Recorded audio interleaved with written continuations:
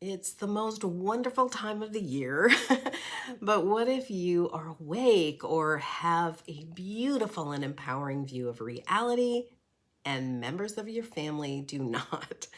What if you have some dysfunction going on in your family that makes it a challenge to fully enjoy the holidays? Well, this video will give you some liberating insights so you can thoroughly enjoy the holidays regardless of what's happening inside your family or around you. So, I'll show you first what dysfunction really is, and I'll give you some simple truths about what that means and how it gets created. This is important because when we see family drama and counter to happiness behavior from this perspective, it's easier to stay happy because you know and see what's really going on and what's really happening. Then I'll give you 6 ways to have a great holiday, regardless of family drama or dysfunction. And then I'll wrap it up with some specific tips for dealing with rude or thoughtless comments so you never, ever have to feel on edge or thrown off again. So let's do this. Hi, my name is Elari Onawa, and I am a life on purpose coach. I've been doing that since 2003, and I'm also the author of Just Believe How Faith in Yourself Shifts Everything. If you want more videos like this one, be sure to like, comment, and subscribe to my channel, and be sure to click the bell too so you get an alert every time I upload a new video. So let's jump in. What is dysfunction and how does it get created? Acting out, being mean, rude, angry, resentful, blaming, or overdoing to the point of resentment, or gossiping, these are all forms of dysfunction. In other words, dysfunctional behavior or ways of seeing or being run counter to happiness and self-realization. So when there's family drama or dysfunction in the way of blame or anger or repetitive patterns that create nasty feeling experiences, it's almost always for this reason and because of this sequence of events. The reason for a dysfunctional way of being in the moment that it occurs is always 100% of the time because that person is not present. They are not connected with their inner being. Instead, they are operating from a should or a have to or some counter to happiness perspective, and they're not seeing their part in creating their own drama. Maybe you know someone in your family who rarely is connected, and so they're cranky a lot. Maybe they're usually happy and easygoing, but they get lost in overdoing or put a lot of pressure on themselves to create the perfect holiday. And that's how they disconnect during certain times of the year. Either way, in that moment, they or we, if this applies to me or you, are not present in that moment to the spiritual, psychological, and scientific truth that we create our individual realities by how we choose to see ourselves, the events in our lives, the world, and anyone in it. Hence the anger and attempt to feel better by blaming or gossiping, which of course never works because those behaviors run counter to happiness and self-realization, and we are wired to be happy and self-realized. And because they are disconnected, they don't see or own their part in creating what they are experiencing. So they will automatically default to disempowering, unhelpful family karmic patterns. This is why counter to happiness family patterns tend to repeat themselves until someone awakens and chooses to create something different. So imagine taking advice or believing that reality is the way it is from someone who is disconnected from their true spiritual state of well-being. If we take their advice on as true, we're going to live from that counter to happiness way of being too. So, how does knowing what dysfunction is and how it's created help you be free of other people's drama and still have a great holiday? What can you do if you are going to be at a family event? You want to go, but there's someone there that usually acts out in dysfunctional or disconnected ways. Here are 6 ways to have a great holiday, regardless of family drama or dysfunction. Number 1, make your happiness the priority that it deserves to be. Choose that feeling good is far more important than someone else's crankiness, demands, opinions, or disconnection. We all get to choose how we show up. And ultimately, that is 100% an individual choice that we all get to make. You cannot do that from someone else, and it's not your job to do so, even if you're related to them. Make your happiness a priority, and you are free of thinking you have to please others anytime, even when it's a holiday. And number 2, if you'd be happier and delighted being somewhere else other than with family right now, it is perfectly acceptable to make other plans and follow the path that pleases you. Social conventions aren't always in your best interest, and you don't have to follow them or do something because someone else created that rule.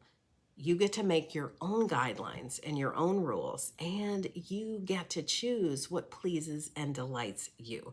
And that's a powerful way to be and do life. It's freedom to be fully you.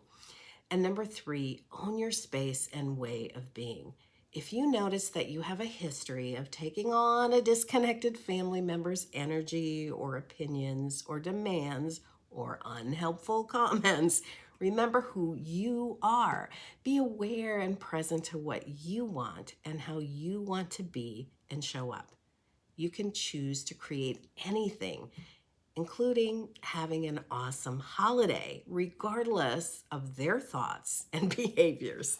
So, if you want to be with family and there's someone there who pushes your buttons, remember, you do not have to disconnect or be in a bad mood just because they are. Remember, they are disconnected, and so they are operating from that lower counter to happiness perspective. And so it's not even about you. Those comments and that behavior, that they're all about what they're connecting with. And if they are connecting with helplessness, or they're connecting with demanding or making other people wrong, or they're being rude, remember, they are not connected with their inner being, with their higher perspective. So they will naturally act from their default counterproductive, counter to happiness patterns if they're disconnected from who they are and what they really want. So own your own space and your way of being, because someone else's way of being, even if it's your mother or your father, remember, it's not about you. Their behavior is 100% of the time their own creation, and it's about them.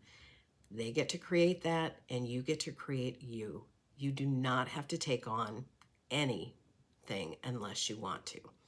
So number 4, if you're going to be in a family group and there's one person who's a downer or who loves cultivating drama, remind yourself of your commitment to yourself to be happy and to show up in the way that you want to. Choose to be and stay connected.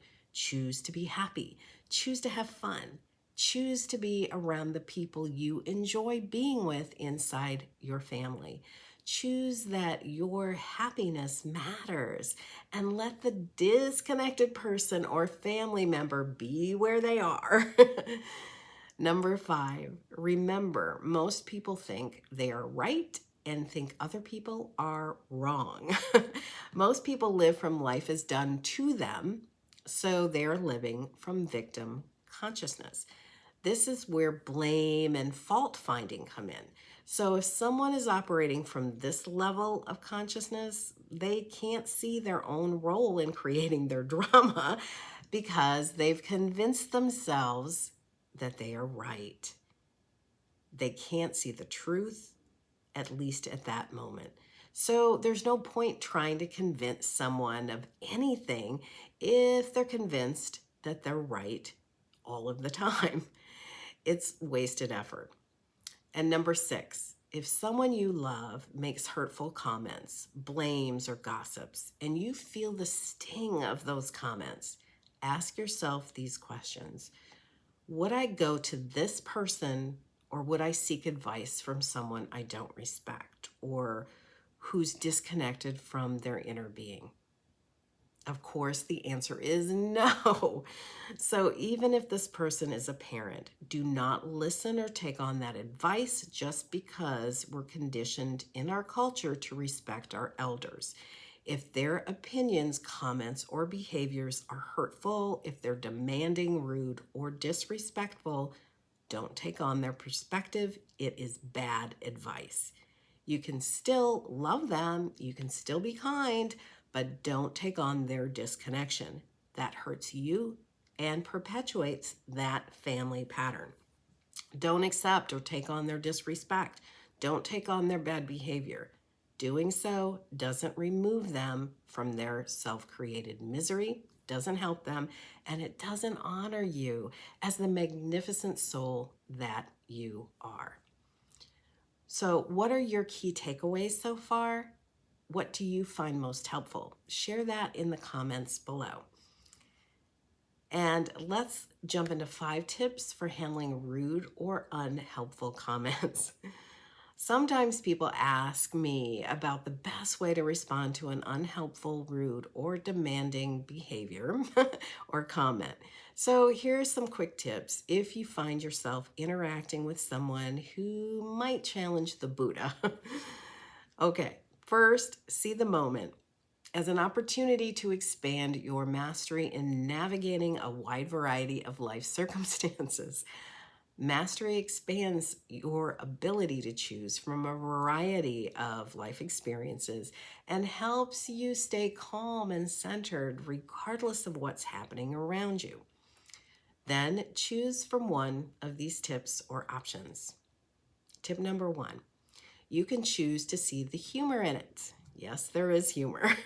Remember, it's not about you. Their comments are about them and how they see the world. You can respond with a knowing smile and a light laugh. This can diffuse even the most charged circumstances. Tip number 2, respond with a question that highlights their underlying intentions. You can do this by calmly asking the family member, what did you want to accomplish by asking that question or making that comment? Then pause. Look at them in a calm, detached way and wait for their answer. This almost always stops someone in their tracks, and it just may prompt them to consider their true intentions and to see what they're doing. Tip number 3, you can also share how you see or feel about their comment in a calm or kind way. And I say calm or kind because that opens the door for mutual relief and healing. If we respond with blame or anger, that only feeds more blame or anger. Rudeness only feeds more rudeness. And it takes you out of your sense of well-being and ease. And calm responses garner respect. And they open the door for other people to be authentic too about how they feel. Just remember to speak for yourself and not for the person you're talking to or for anyone else in the family. So let's look at an example. Let's say that someone makes a negative comment about your weight or your hair or something else about your choice you're making. You can respond with something like, I'm surprised by your comment when you said I was overweight. I love who I am and I am proud of myself, and your comments make me not want to hang out with you. You could stop there and see how they respond, or you can follow it up with a question such as, what was the purpose of your comment? I'm curious. Tip number 4, you can also leverage nonverbal responses with a long pause and a knowing smile. Creating a long pause creates space and gives you and the other person time to observe and consider who they or you want to be. You also can calmly shake your head, give them an inquisitive look, and then change the subject. Tip number 5, and of course, you can simply decide to ignore it and not respond at all. Control what you can. You can choose to not engage or interact with them. And you can also choose to end the relationship. All are valid choices, especially if someone you know is overly demanding, always blaming you for their own feelings or life circumstances, or if they don't want to be self-responsible, or if they're not respectful of you or other people in the family. You get to choose. We have so many experiences to choose from. We get to choose who we want to be as individuals. We can choose what we want to wear, what we want to do, and who we interact with. We get to choose how happy we will allow ourselves to be. And we don't have to take on anyone else's mood or demands or opinions, even if they are family, parents, or elders. If someone is disconnected from their own inner being and they don't understand how reality is created, then this is especially true. Remember who you are. Stand in your own light and let it shine no matter what. Bless the cranky ones. Let them be as they are, as you happily nurture your own well-being and ease, and you'll be the smartest and the happiest person in the room. If you'd like additional guidance or support in this area now or in the future, or for anything that you're in the process of creating, I'll leave a link to a page that'll tell you how you can work with me. You are worthy of immense happiness and love. Give those gifts to yourself and watch the magic happen. Until next time, this is Elari Onawa. Bye for now.